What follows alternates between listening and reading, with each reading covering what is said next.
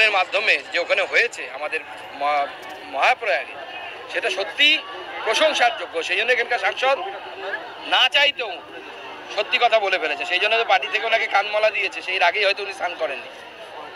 Budget বিতর্ক নিয়ে দেখা যাচ্ছে যে অর্থমন্ত্রী সরাসরি তৃণমূলকে আক্রমণ করেছেন, এতদিন যেটা করেননি, কি বলবেন? এটা কি দেখুন, তৃণমূল বেশ কিছু প্রশ্ন তুলেছিল, তৃণমূলের সাংসদরা আমাদের অভিষেক ব্যানার্জি থেকে, অর্থাৎ আমাদের রাজ্যের সাংসদ অভিষেক ব্যানার্জি থেকে কল্যাণ ব্যানার্জি পর্যন্ত। তো অর্থমন্ত্রী তার উত্তর দিয়েছেন, শুধুমাত্র তথ্য তো আমাদের কাছে আছে, কাগজ আমাদের পক্ষে বলছে। আমরা এখনো বলছি চুরি বন্ধ করুন, আবাস যোজনার ক্ষেত্রে ওরা বন্ধ করুন। সুকান্ত মজুমদার এবং তার নেতৃত্বে 12 জন সাংসদ এবং 2 জন রাজ্যসভার সাংসদ, তারা সকলে মিলে গিয়ে প্রধানমন্ত্রীর কাছে আমরা দরবার করব, বাংলার আবাস যোজনার টাকা আপনি দিয়ে দিন, যে কটা বাকি আছে আপনি দিয়ে দিন।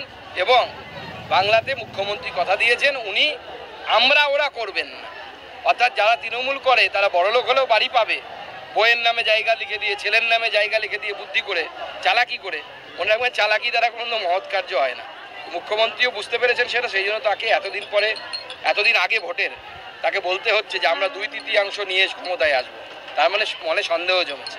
আজকে রাজ্য বাজেট পেশ হবে, কিন্তু দেখা যাচ্ছে যে চালের দাম যে জায়গায় বেড়ে গেছে, সাধারণ মানুষের নাগালের বাইরে চলে যাচ্ছে। সাধারণ মানুষের শুধু চাল নয়, চাল, সবজি, তরিতরকারি সমস্ত কিছু।